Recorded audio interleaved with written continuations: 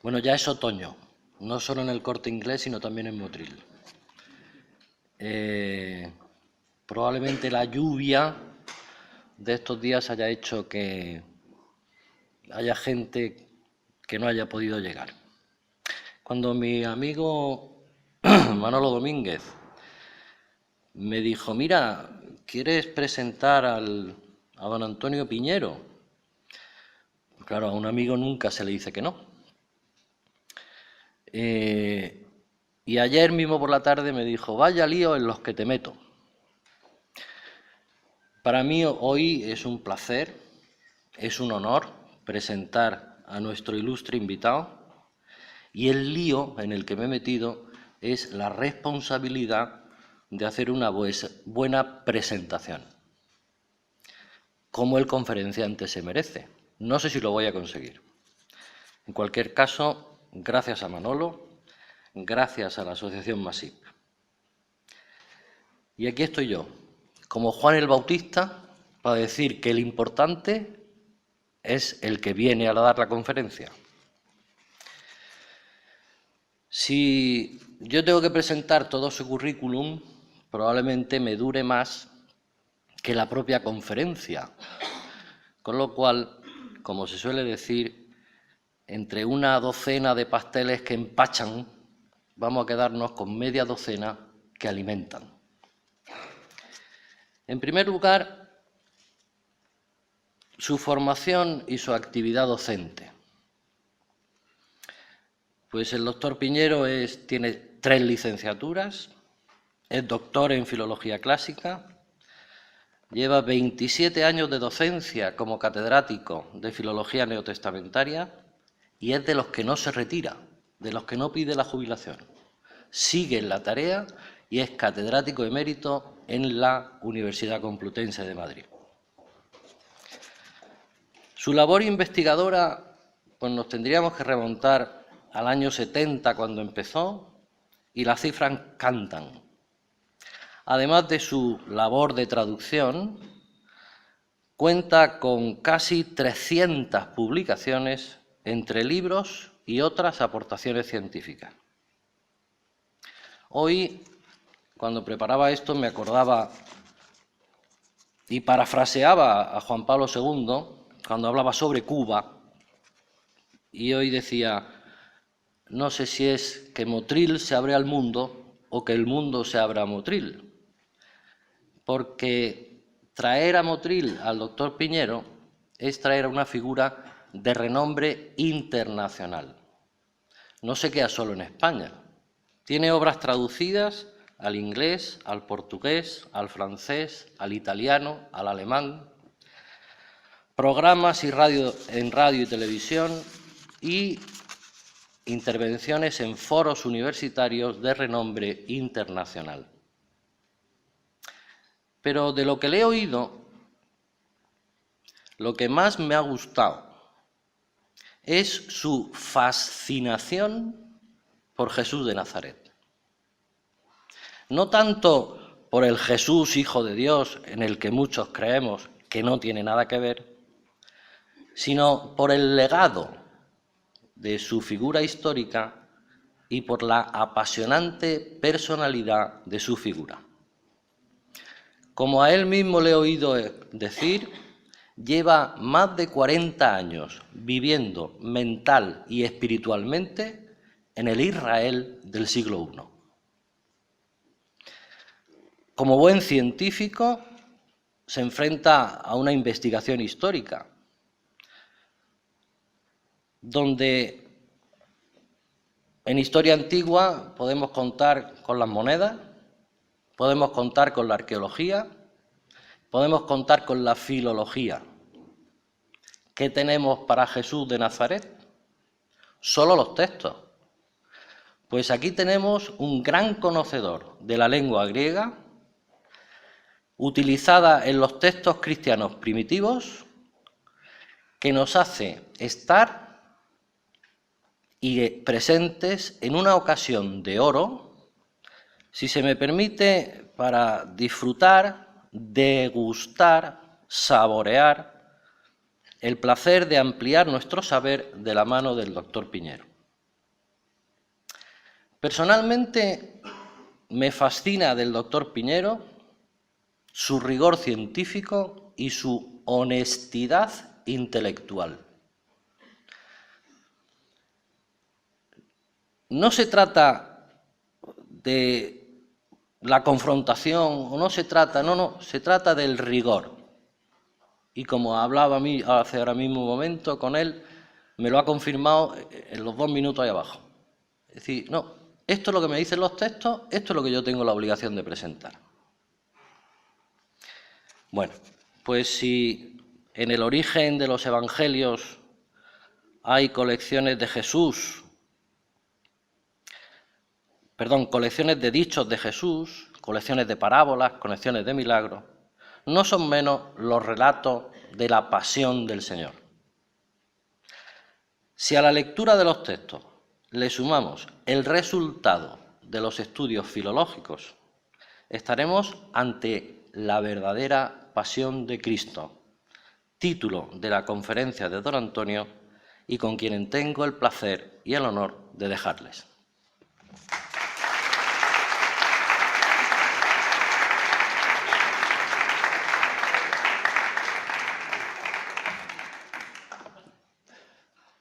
Buenas tardes. Muchísimas gracias a todos por vuestra presencia. Muchas gracias a los que ahora están detrás, que es la organización, y hay algunos también delante, que han hecho posible que yo esté aquí. Y créanme de verdad, yo estoy encantado. Creo que saben que yo soy de Chipiona. Y por lo tanto, estar en Andalucía, pues para mí, aunque haya salido de pequeño, pero como el hombre es la infancia, pues volver a Andalucía es un placer. Así que gracias por vuestra presencia y gracias por haberme dado la posibilidad de estar aquí con vosotros. El tema de hoy tiene de misterio todo aquello a lo que nos enfrentamos escrito hace 2000 años, con una mentalidad que no es la nuestra, con un estilo, con un ambiente y con una atmósfera sobre la que han llovido muchísimo y que nos es difícil comprender. Como el tema que me han encargado hoy, la pasión de Jesús, es un tema muy amplio, lo que yo voy a hacer es sintetizar, desde mi modesto punto de vista, en 10 tesis, qué es lo que se puede decir sintéticamente acerca de la historicidad de la pasión y de cómo se compuso y de la posibilidad que nosotros tenemos saber algo de Jesús y de su final, que es muy importante, a propósito de los textos que nos han legado 20 siglos. Y sin más, comienzo con las tesis que cuando termine, al final, repetiré brevemente para que quede claro mi pensamiento.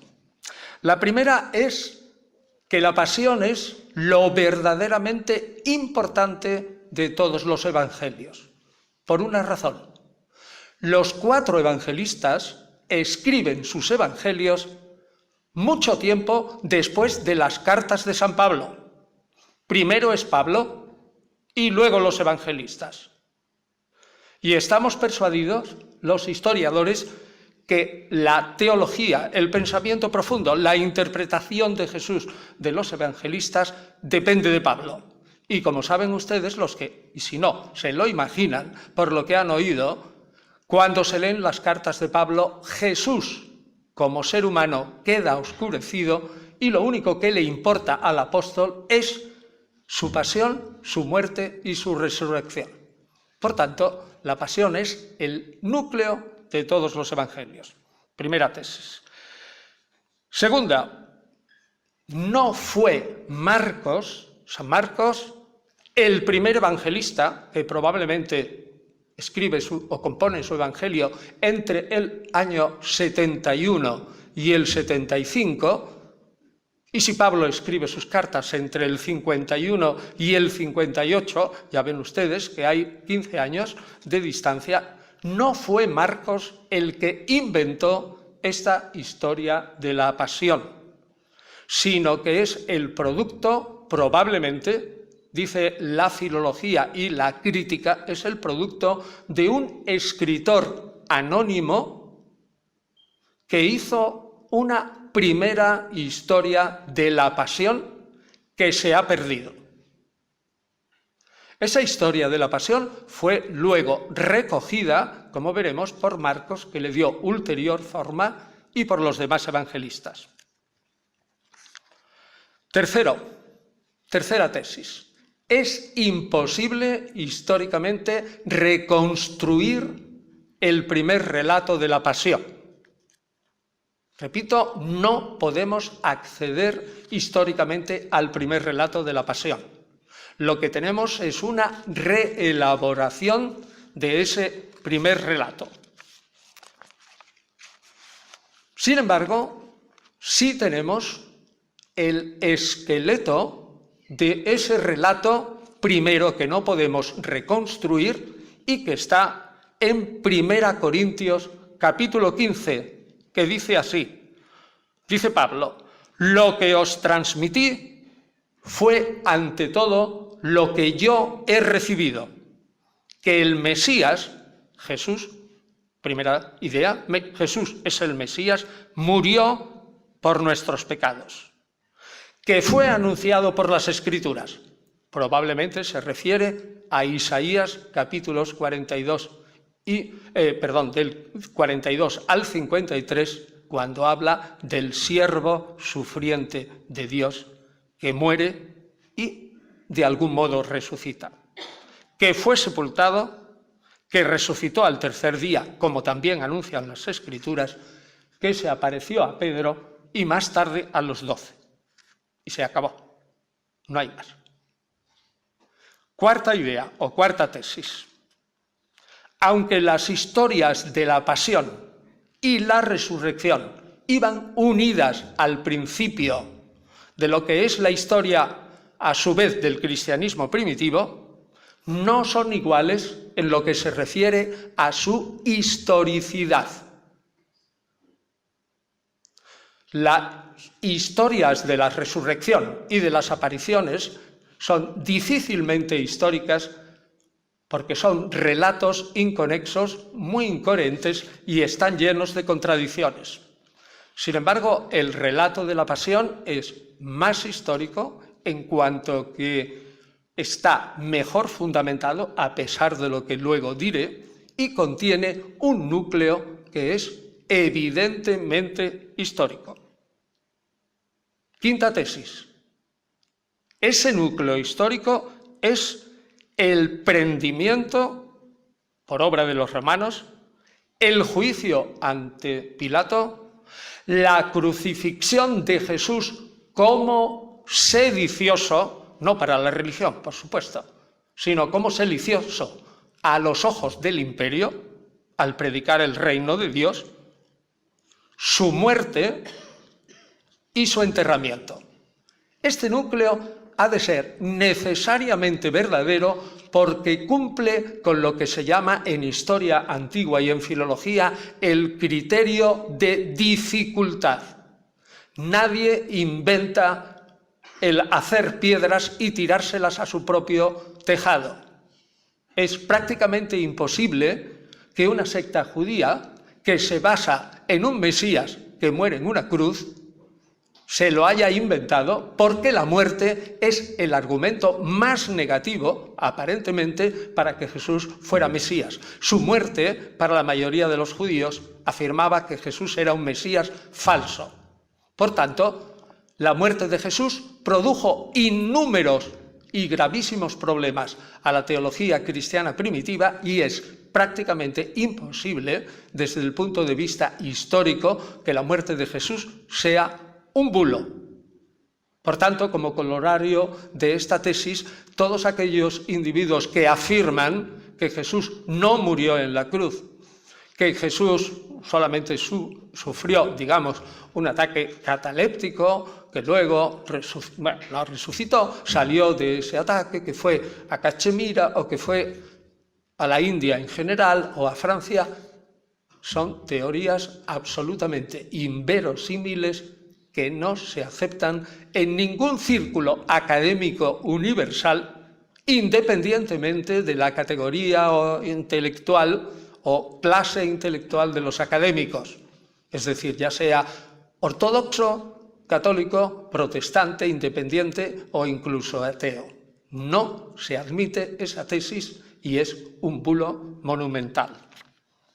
Sexto, sin embargo, no puede considerarse rigurosamente histórico todo lo que dicen los evangelios acerca de la pasión de Jesús. Hay razones serias para que en los detalles tengamos un cierto escepticismo. ¿Por qué? Por tres razones externas. Luego hablaré de las razones internas, es decir, de crítica histórico-literaria. Razones externas son: 1. La historia de la pasión tal como lo conocemos, recuerden que no podemos reconstruir la prehistoria, tal como la tenemos, está compuesta aproximadamente 40 años después de que ocurrieron los hechos. 40 años son muchos cuando no hay archivos, no hay radio, no hay televisión, no hay periódicos, no hay nada. Segundo, porque el narrador, en este caso Marcos, el evangelista Marcos, es un narrador omnisciente, es decir, lo sabe todo. ¿Cómo pudo saber lo que pasó en el así llamado proceso judío?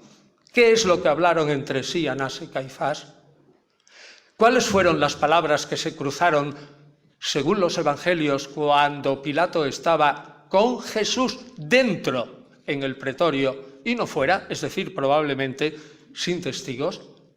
40 años después, el relato de la pasión definitivo, el de Marcos, hubo de basarse en testimonios externos y a veces en meras conjeturas.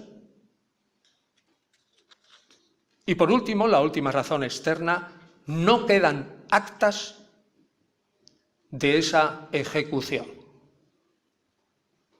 Alguien dirá, actas hubo, afirmo, históricamente es muy probable. No se crucificaba a la gente porque sí, ni siquiera en Palestina, y el Imperio Romano era relativamente cauto a la hora de aplicar esta pena. Probablemente hubo actas, probablemente se envió a Tiberio algo, pero no tenemos la menor noticia en ningún historiador. Todo lo que digan de presuntas actas de Pilato son falsas.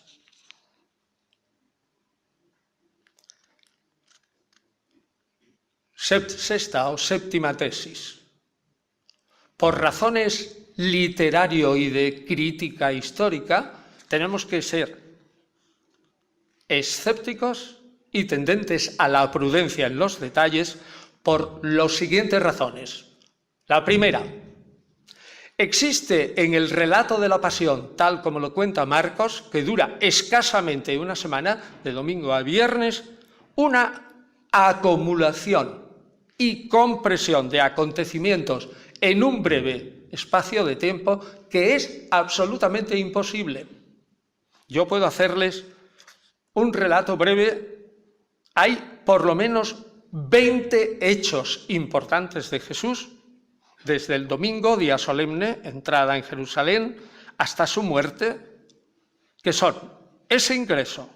Jesús llora el trágico destino de la ciudad.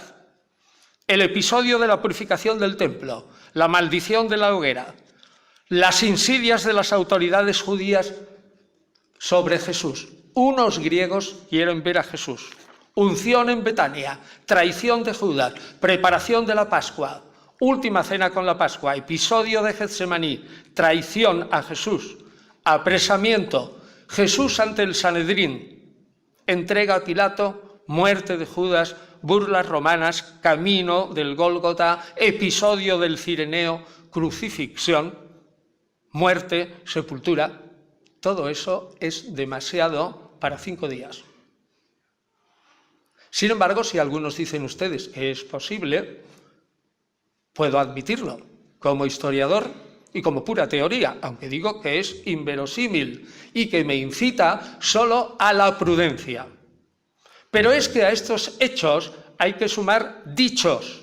La tarea de Jesús enseñando en el templo y en otros sitios, es decir, los diálogos polémicos de lucha contra sus adversarios o didácticos, es decir, de enseñanza del pueblo, son enormes.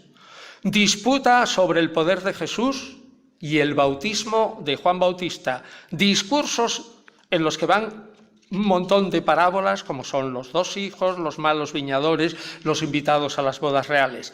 Otro segundo gran discurso que contiene 3 o 4 parábolas, como son los siervos fieles y el siervo infiel, las 10 vírgenes, los talentos, el juicio final, la disputa pública con los fariseos sobre la cuestión del pago del tributo al César, la disputa con los saduceos, la enseñanza sobre el primer mandamiento, la disputa sobre la filiación davídica del Mesías y, por qué no hablar también del episodio del óbolo de la viuda, del larguísimo discurso de Jesús sobre las señales del fin de los tiempos en Marcos 13 y además de los larguísimos discursos de Jesús que van desde el capítulo 13 al 16 del Evangelio de Juan.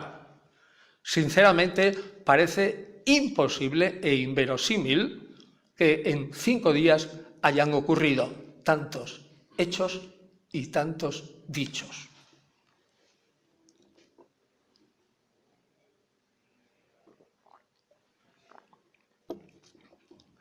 Segundo, la historia de la pasión está empedrada de alusiones y citas del Antiguo Testamento. Se calcula que hay 80 o 90 pasajes de la escritura judía, de la Biblia hebrea, que aparecen aludidos o mencionados en la pasión.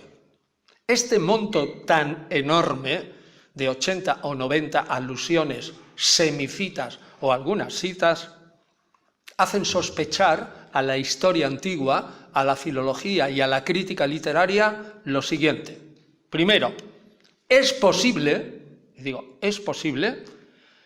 que algunos pasajes de la Pasión hayan sido acomodados de modo que el proceso que tenían los cristianos de lectura de la Biblia, a saber, la Biblia es una promesa, se ha cumplido en Jesús, repito, el proceso es promesa y cumplimiento, hace que algunos textos sirvan de foco por el cual se acomodan o coloreen aquellos hechos o dichos de Jesús en esta semana.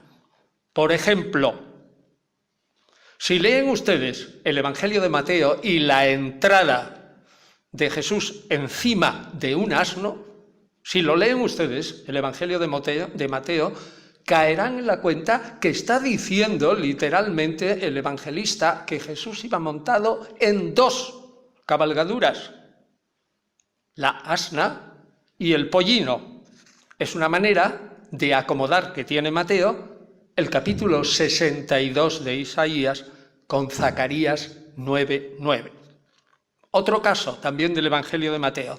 Las 30 monedas de plata son sospechosas que sean exactamente 30 porque coinciden exactamente con la profecía de Zacarías capítulo 11. Segunda razón de este 7º punto.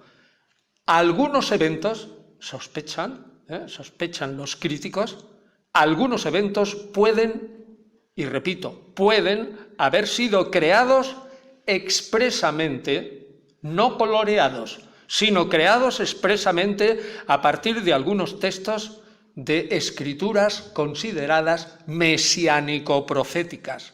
Por ejemplo, la muerte de Judas. La muerte de Judas se presenta en 2 versiones totalmente distintas en el Nuevo Testamento. En Mateo, en el capítulo 27, Judas muere por ahorcamiento, pero en el capítulo 1 de los Hechos de los Apóstoles, 1:18, Judas adquiere un campo, pero va a un sitio, no dice más, cayó de cabeza, se reventó por la mitad y sus entrañas se derramaron por el suelo. Dos versiones tan dispares, no pueden ser de ningún modo simultáneamente verdad.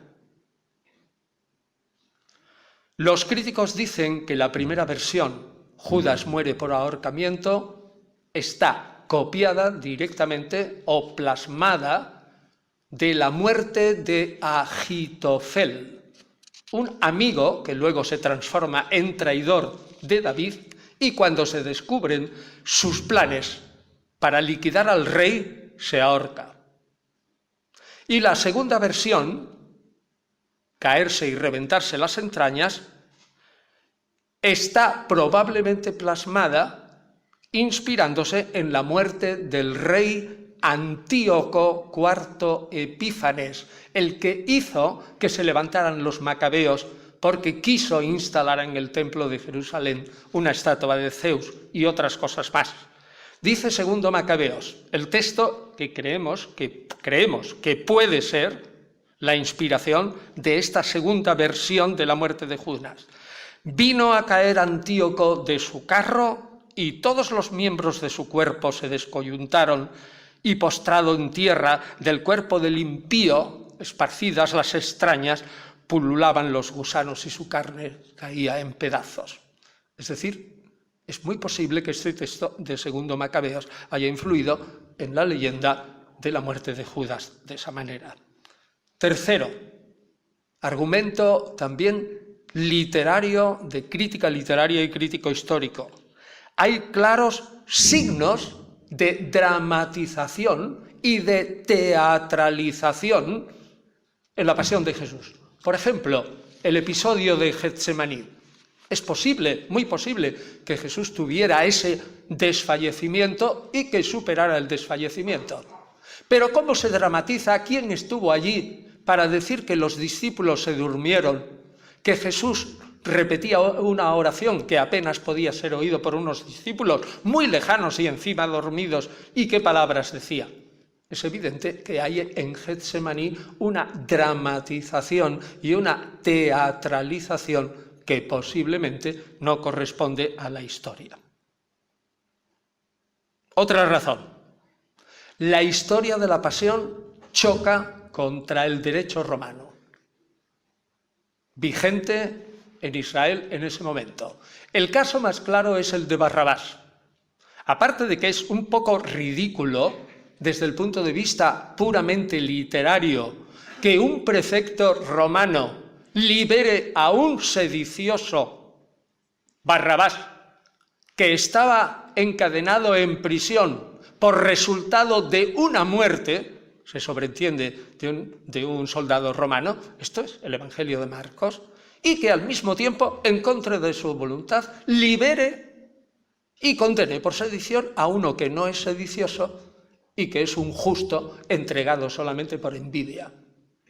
Eso es auténticamente absurdo dentro del derecho y el comportamiento de Pilato tal como lo conocemos por los escritos de Filón de Alejandría y de Flavio Josefo. Conocemos perfectamente a Pilato y cómo se las gastaba. Esta escena es totalmente inverosímil. Y segundo, no hay ni un solo testimonio en toda la historia romana de que existiese ninguna costumbre de liberar a ningún preso por Pascua en Israel. Por lo tanto, esta dificultad histórica hace que sospechemos que en el episodio de Barrabás hay algo que no corresponde totalmente a la historia.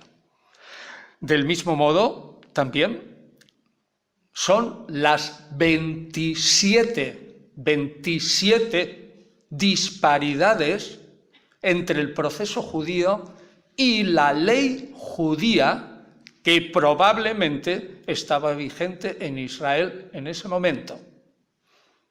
Repito, el proceso judío contiene, según los estudios, 27 actos contrarios al derecho judío tal como nosotros lo conocemos ciertamente 150 años más tarde, pero que sospechamos que no había cambiado en absoluto. Una de las cosas más curiosas es que Está prohibido tajantemente hacer un juicio con pena capital en una fiesta, cualquiera que sea, o en un sábado, y aquí se hace. Está prohibido, además, tajantemente que el juicio sea nocturno. Y está prohibido en el juicio judío, en la legislación judía, que se tome la decisión de condenar a muerte a un individuo sin haber reflexionado y haber traído más testigos, como mínimo 24 horas. Eso es lo que está en la Mishnah, que es la compilación de la ley judía a propósito de cómo se tiene que ejecutar un juicio de pena capital. Por lo tanto, es bastante inverosímil. Otra razón, la historia final de la Pasión ocurre en un día absolutamente inverosímil para la historia del judaísmo. Desde luego, los judíos actuales dicen que eso no es verdad. Ya saben ustedes que los judíos, si cuentan a la manera judía, no romana, dicen que el día comienza realmente cuando es la noche. Es decir, un día empieza a contarse cuando alguien es incapaz de distinguir un hilo blanco de un hilo negro. Ahí empieza el día. Y ese día acaba en la tarde siguiente del siguiente día para nosotros, que no empezaría a las 5 o a las 6 de la tarde o a las 7, sino que empezaría a las 12 de la noche. Pues bien, la muerte de Jesús ocurre 2-3 horas antes, inmediatamente antes de la fiesta de Pascua. Es absolutamente inverosímil. No hay ni un solo judío que se lo crea. Menos mal que el Evangelio de Juan afirma que la muerte de Jesús sí tuvo lugar en viernes, pero ese día no era el viernes en el que a las 6 de la tarde ya no se distinguía un hilo blanco de un hilo negro y empezaba la gran fiesta de la Pascua. No, sino que era la preparación, era el día anterior. Eso es mucho más verosímil. Pero entonces tendríamos a 3 evangelistas contra 1. ¿Con quién nos quedamos? Probablemente con el cuarto. Pero resulta que el cuarto, en otros detalles, es mucho menos histórico que los 3 primeros.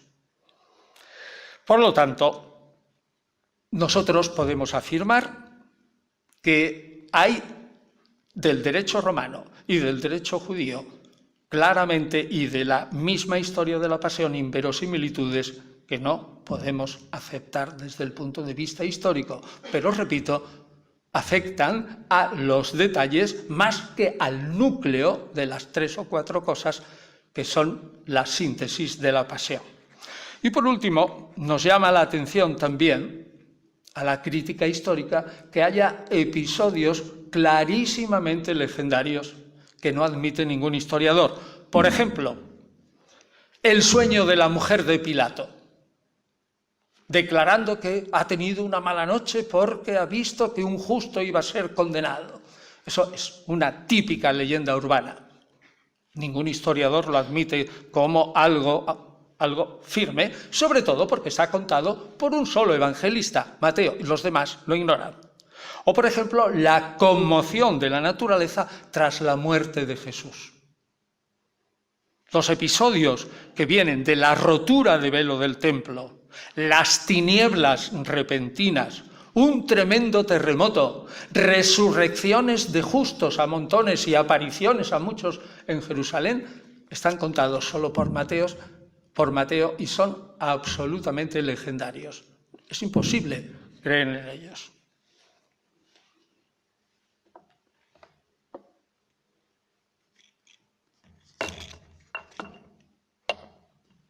Perdonen un momento.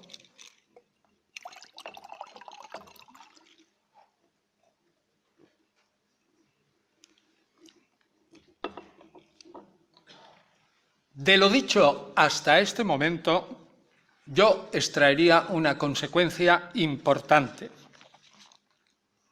La falta de dimensión histórica en algunos detalles del relato de la Pasión, detalles que los hacen absolutamente misteriosos e incomprensibles para la historia antigua, permite al investigador formular hipótesis sobre la composición literaria de la historia de la Pasión.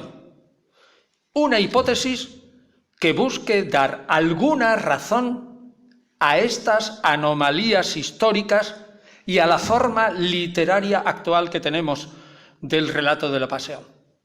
Y la hipótesis, algunos de ustedes la conocen ya porque habrán leído mi libro La verdadera historia de la Pasión, es que la historia, el relato que tenemos de la Pasión y muerte de Jesús es la compresión literaria, repito, la compresión literaria de unos eventos que duraron probablemente meses por algún sujeto, este anónimo autor del primer relato de la Pasión, que he dicho que debió de existir, pero que no podemos reconstruir, una compresión literaria en una semana para lograr lo que se llama la unidad de tiempo, de lugar y de acción, que eran lo que exigían los literatos antiguos para que una obra literaria fuera perfecta.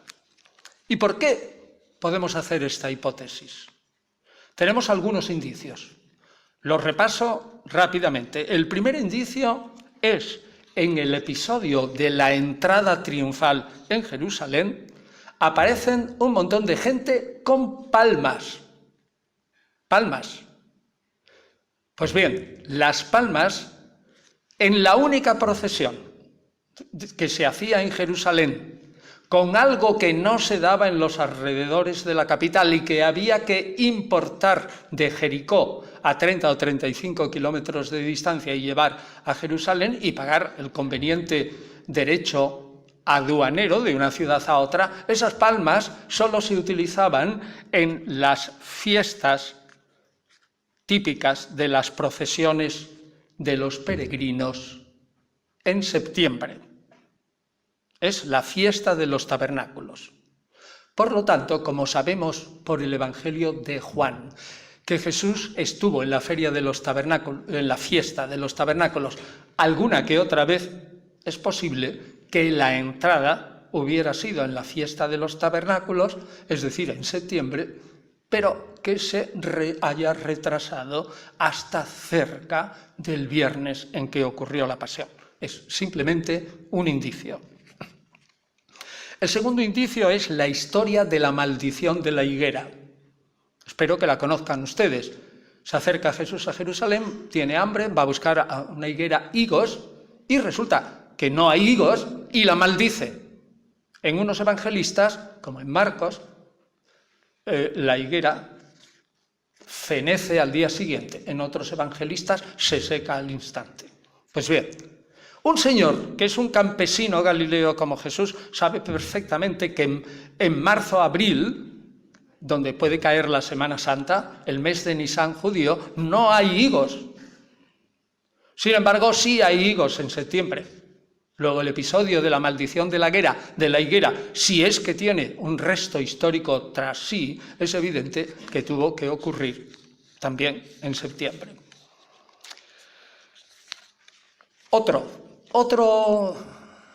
Otra pista. El Evangelio de Juan contiene en el capítulo 12 una extraña reunión del Sanedrín, con Caifás a la cabeza, en la que se decreta la muerte de Jesús, porque es un individuo peligroso para el pueblo que si le deja el Sanedrín predicar lo que está predicando, consecuentemente, como es la predicación del reino de Dios, vendrían los romanos, dice Caifás, y causarían una gran mortandad, no solo matarían a Jesús, sino a muchos del pueblo y a nosotros mismos.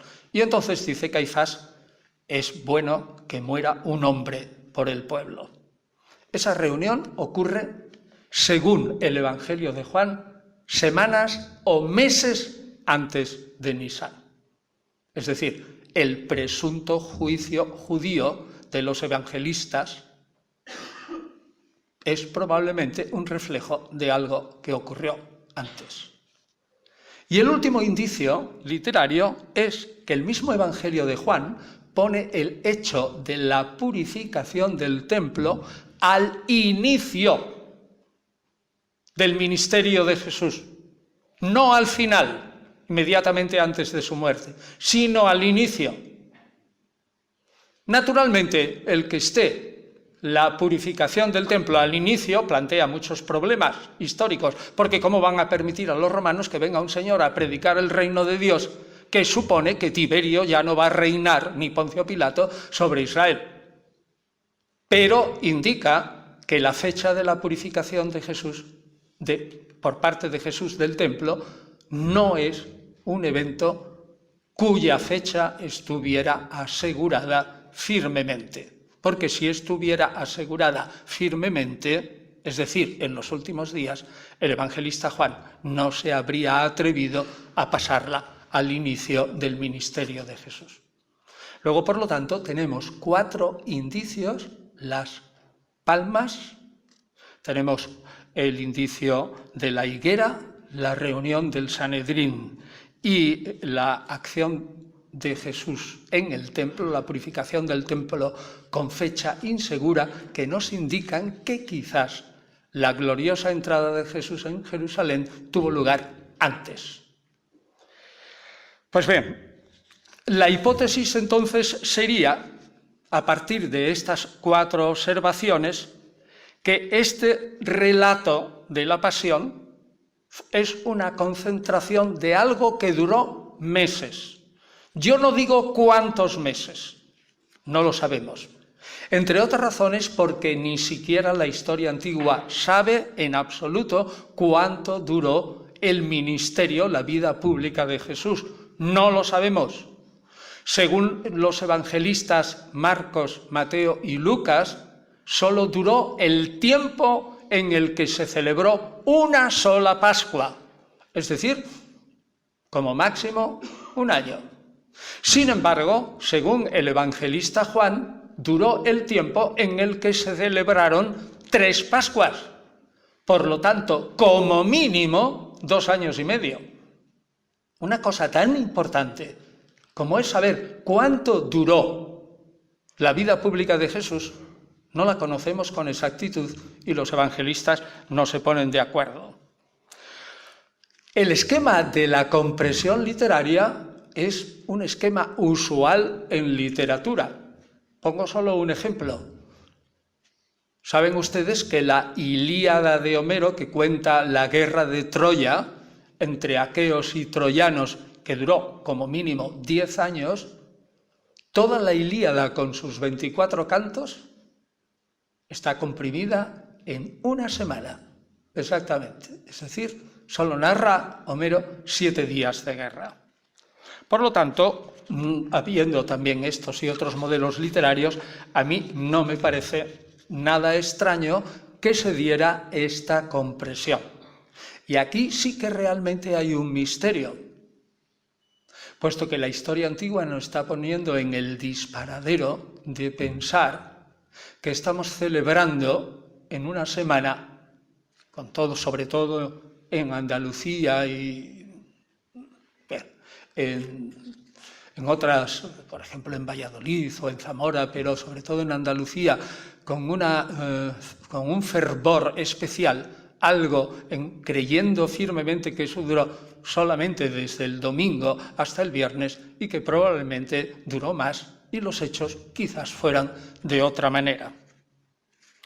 Probablemente el narrador que hizo esta primera historia o relato de la pasión tomó pues todas las tradiciones que había y que circulaban en los últimos momentos de la vida de Jesús, tomó probablemente piezas litúrgicas, es decir, lo que se hablaba de la muerte y resurrección de Jesús en los domingos, cuando los primeros cristianos, que eran judíos, después de haber ido el sábado a la sinagoga, se reunían los domingos, tenían su propia acción litúrgica y naturalmente hablaban del Señor, rememoraban sus hechos y sus dichos. Y otras muchas tradiciones que son, por una parte, legendarias nacidas en el pueblo y por otra nacidas probablemente del estudio y deducción de las escrituras que se creían proféticas. Pero desgraciadamente, como he dicho, no podemos tampoco probarlo con una exactitud. Pues bien, fue Marcos el primer evangelista que cayó en la cuenta del enorme valor que tenía ese relato de ese, presuponemos, autor anónimo, y coronó su evangelio con el relato de la pasión que nosotros tenemos ahora.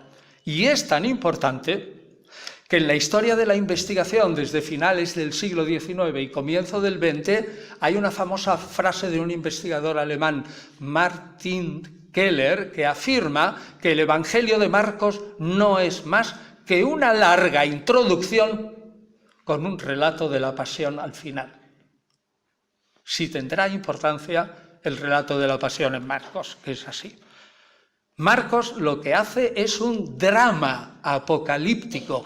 ¿Qué quiere decir apocalíptico? Un drama que revela cuáles son los últimos momentos de Jesús y con la resurrección que revela cuál es el inicio del tiempo final hasta que venga de nuevo el Mesías y resucitemos todos. Hace un drama importante. Pues bien, el problema para la historia y la literatura es que esta narración de Marcos, que como afirmo, y lo dicen todos los críticos literarios que estudian el Evangelio, tiene el modelo precedente no reconstruible de la pasión de Jesús, no quedó así, sino que fue tomado por Mateo 10 años más tarde y por Lucas un poquito de años más tarde y lo ampliaron con noticias de su propio cuño, no sabemos, muchas de ellas legendarias. Y finalmente fue tomado ese relato con otros muchísimos detalles que nosotros no conocemos de dónde los sacó, por el evangelista Juan, de tal modo que el evangelista Juan, de una manera positiva y consciente, corrige, reinterpreta y reescribe a los 3 evangelios anteriores. Me paro en esto un momento. No sé si han caído en la cuenta que cada uno de los evangelios, tal como nos lo enseña en el colegio, desde el colegio, los que hemos recibido una educación cristiana, no son nada más que, digamos, retratos complementarios de la vida pública de Jesús y de su final. Pero si ustedes los analizan históricamente, verán que cada evangelio es una edición corregida, insisto, corregida, corrige la edición anterior.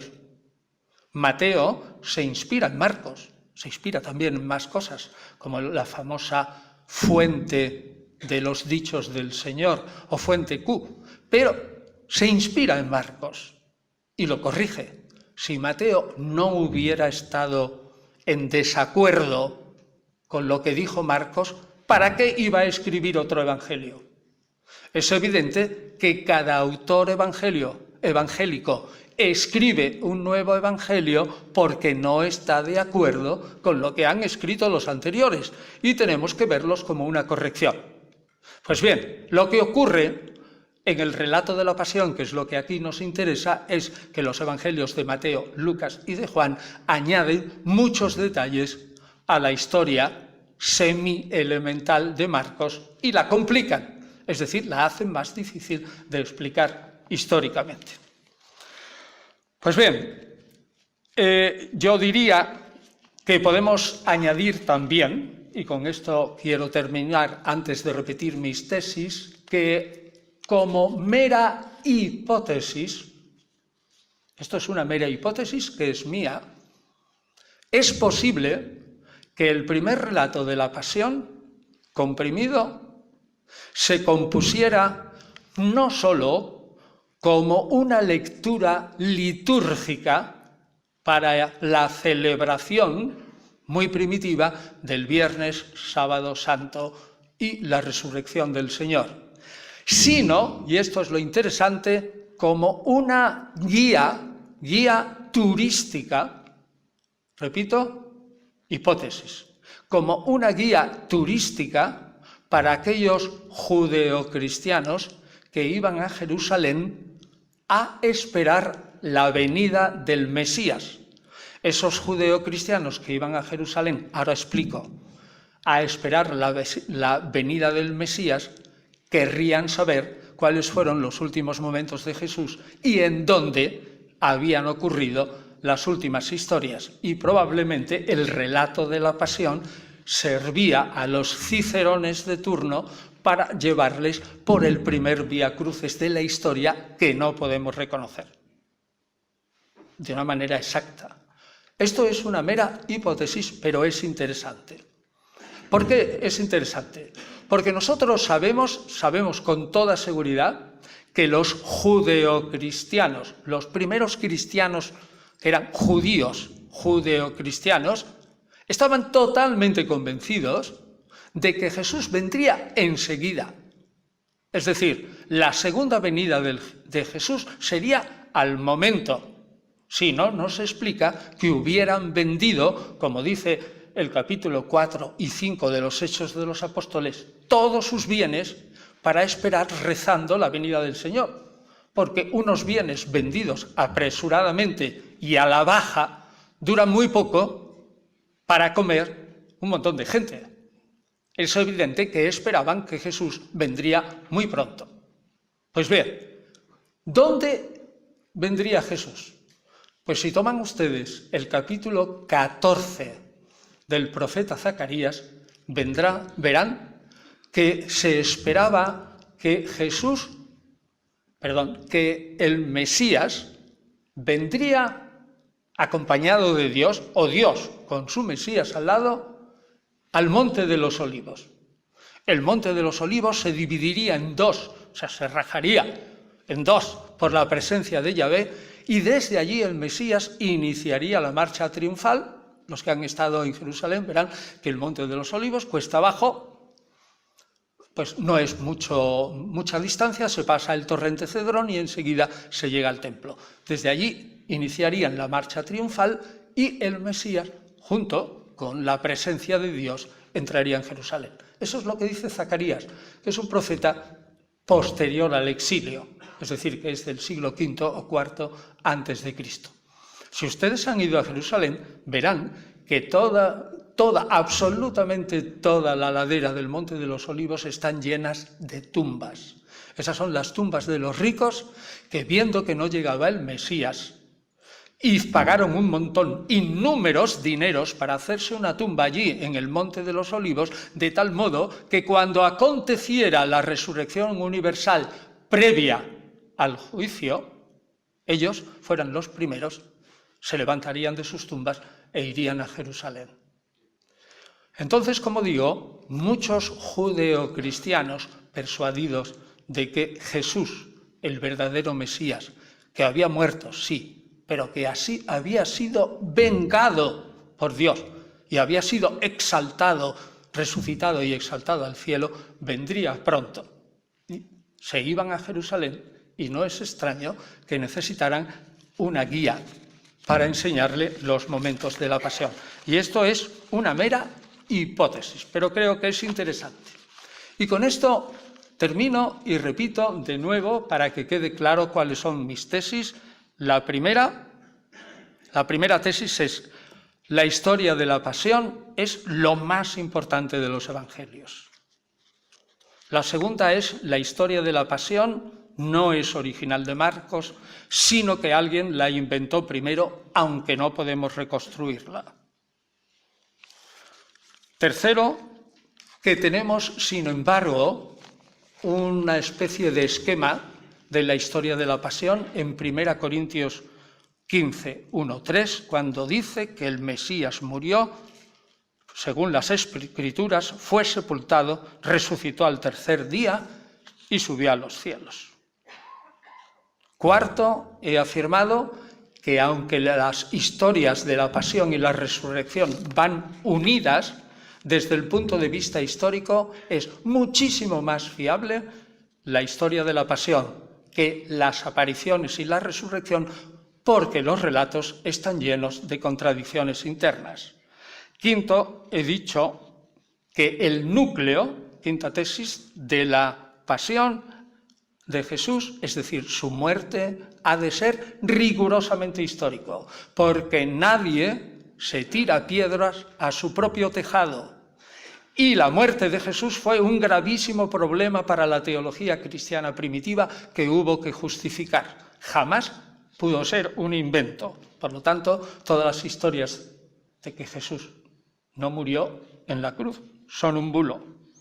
Sexto, que hay razones externas para tener escepticismo en los detalles. He hablado los 40 años de distancia hasta el relato de Marcos, que el narrador es omnisciente y no sabemos cómo pudo saber, por ejemplo, lo de Getsemaní, donde los discípulos estaban dormidos, y tercero, que no quedan actas del proceso. Y luego he dado una serie de razones para formular la inverosimilitud intrínseca y obligarme como historiador a escribir una hipótesis sobre el origen de la pasión y resolver de esta manera, de algún modo, lo mistérico, es decir, lo que no logramos entender bien de la pasión. Y he dicho, es inverosímil la acumulación de hechos, es inverosímil la acumulación de dichos. La historia de la pasión está empedrada de alusiones y citas del Antiguo Testamento y, por lo tanto, es posible que muchos hechos y dichos de Jesús se acomoden a profecías del Antiguo Testamento. Es posible que algunos eventos incluso se inventaran o se adornaran, como la muerte de Judas. Hay signos de dramatización. Getsemaní, la historia de la pasión, contiene detalles que no son tolerables dentro del derecho romano, como el episodio de Barrabás, o dentro del derecho judío, las 27 diferencias con el derecho judío. Y he dicho que la historia de la muerte de Jesús transcurre en una fecha inverosímil, que es el momento en la tarde, en esa tarde del viernes, cuando empezaba nada menos que la fiesta de la Pascua, y que hay episodios totalmente legendarios como la conmoción de la naturaleza, la resurrección de muchos, de tal modo que es permisible para resolver este misterio literario de la historia de la pasión, formular la hipótesis de que es posible, quizás, tal vez, sea la compresión en una semana de hechos que duraron varios meses para lograr la unidad de tiempo, la unidad de acción y la unidad de lugar. Muchas gracias.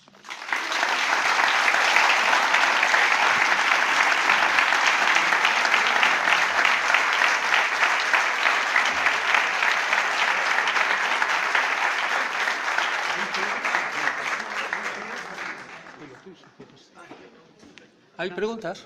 Eso es lo que iba a preguntar, si alguien quería hacer alguna pregunta. Si alguien quiere hacer una pregunta, porque yo no sé la hora que es. ¿Cuánto he hablado? Pues cerca, 50 minutos. 50 minutos, lo que estaba programado. Sí, perfecto. Vale. ¿Alguna pregunta? Bueno, supongo que habrá muchísimas. Un momentito debajo.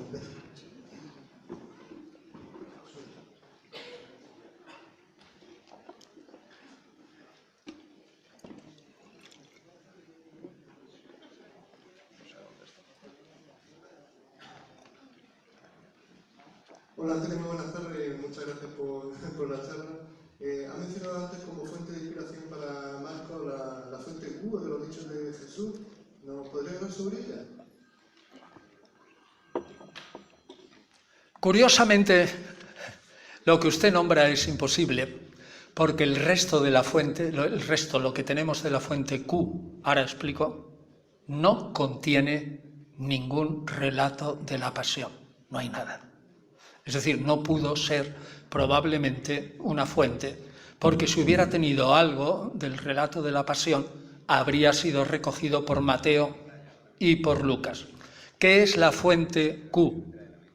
La fuente Q es un manuscrito que se ha perdido absolutamente, no queda ni un solo ejemplar, de una presunta colección de dichos, no hechos, solo tiene 2 hechos: las tentaciones y la curación del siervo del centurión, ese que dice: Señor, yo no soy digno de que vengas a mi casa, etc. Solo 2 hechos, todo lo demás son dichos.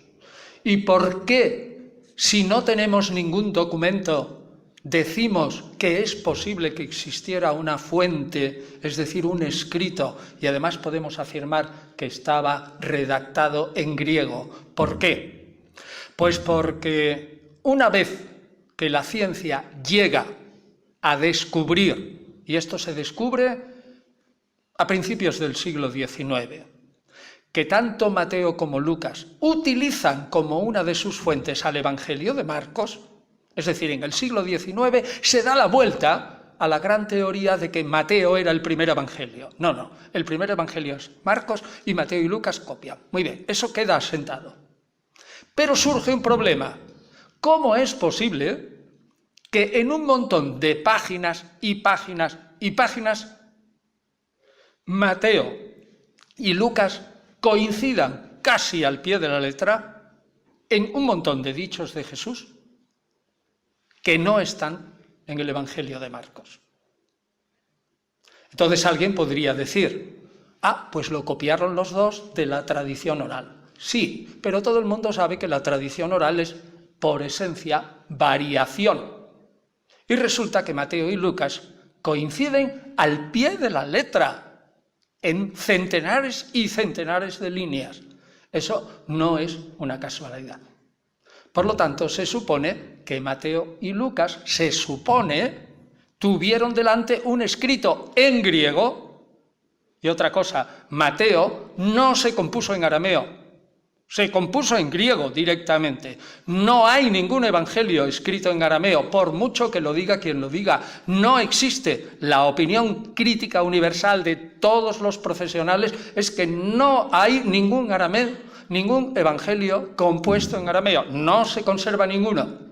Por lo tanto, si Mateo y Lucas coinciden al pie de la letra, esa presunta fuente estaba escrita en griego. Ahora bien, repito, y ya con esto, en una composición en círculo, llego al final. De esa fuente solo hay dichos de Jesús, pero no hay ni una palabra ni de la pasión ni de la resurrección. Luego cogía solo dichos del Jesús terreno y en Galilea. Por lo tanto, no sirvió de fuente de inspiración. ¿Alguna preguntilla más? Ahí han levantado la mano. Buenas tardes. Quisiera agradecerle su visita aquí a Madrid. Y yo la pregunta era acerca de la hora de la muerte de Jesús de Nazaret. Según los evangelios nos cuentan que fue a la hora 9. Sí. Quisiera saber, según nuestro horario, a qué hora corresponde. He leído en unos libros que a las 12, otros que a las 6 de la tarde. No, probablemente sería a las 3 de la tarde. Es que, a la verdad, el problema es gordo. El problema es gordo porque es que el Evangelio de Marcos, que es nuestra primera fuente, unas veces cuenta las horas al modo romano, y otras veces cuenta las horas al modo judío. Digo, al modo romano, ¿cómo se cuentan las horas? A partir de las 6 de la mañana. Entonces empiecen a contar ahí, ¿no? Empiecen a contar a partir de las 6 de la mañana y entonces la hora nona serían a las 6, son 9, 6, 15, son las 3 de la tarde. Pero, ¿y si Marcos resulta que a veces cuenta los días como los judíos? Y hay que contarlo desde las 6 de la tarde. Es un lío. Ahora, suponemos que está contando en ese momento la hora nona al modo romano. Pero nada más. Nada más. 9 y 6, 15. Bueno, pues con esto una última pregunta, que vamos ya justo de tiempo. Buenas noches y muchas gracias por su conferencia. Es una pregunta un poco a título personal. ¿Ha oído usted hablar de un libro que se titula Poema del Hombre Dios? No. Le fue como revelado a una mística italiana que se llama María Valtorta. Y entonces habla, bueno, lo escribe conforme a unas visiones que ella va teniendo sobre la historia de la pasión de Jesucristo. Ya. Y bueno, yo es que, no sé, por casualidad, por lo que sea... Bueno, pero quiere mi opinión. Bueno, en primer sí, lugar... Por si lo conocía, a ver qué le parece, Bueno, pero si no lo sabe... no lo conozco, pero sí que quiero añadir una cosa. Sí. No lo conozco, un libro de visiones personales y todo eso no entra dentro del ámbito académico de estudio. Eso en principio. Segundo, la literatura secundaria, es decir, la bibliografía que se produce sobre Antiguo y Nuevo Testamento anualmente, se recoge toda en un elenco bibliográfico que publica la revista, que se llama así, Bíblica, de los jesuitas de Roma, y solo tiene títulos, y es una revista, es decir, la reseña completa del título editorial, páginas, ISBN de un libro, o de una revista, el título completo, la revista, año y todo eso. Nada más, no hay resúmenes, como otras revistas que sí hacen a veces de libros y artículos selectos resúmenes. Pues bien, ese elenco bibliográfico bíblico es así de gordo y así de alto. Todo es literatura científica.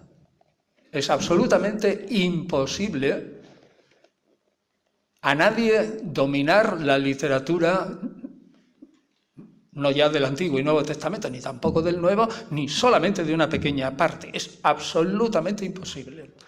Por ejemplo, si usted coge la literatura que se ha producido desde el año 1990 hasta el 2017 sobre el capítulo 15 de Lucas, 15, 11, 37, que es la historia de los dos hijos. El hijo pródigo será un libro así de gordo.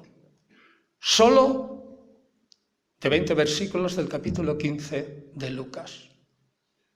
Ni siquiera uno es capaz de leer todo lo que se ha escrito sobre eso o sobre las bienaventuranzas, como para ponernos a estudiar lo que una visionaria italiana ha tenido sobre la pasión de Jesús.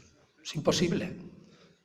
Solo estudiamos los textos antiguos y los documentos más cercanos a la vida de Jesús. Sí estudiamos arqueología, porque la arqueología nos ayuda. Numismática no hay, porque eso lo dejan los reyes y personas importantes, y Jesús no lo fue. Pero ya con eso tenemos bastante. No crea que es un acto de desprecio a esa señora, ni mucho menos. Es que es imposible. Y tenemos que circunscribirnos a los que siguen las normas universales académicas que no son impuestas por confesionales. Es decir, por gente creyente.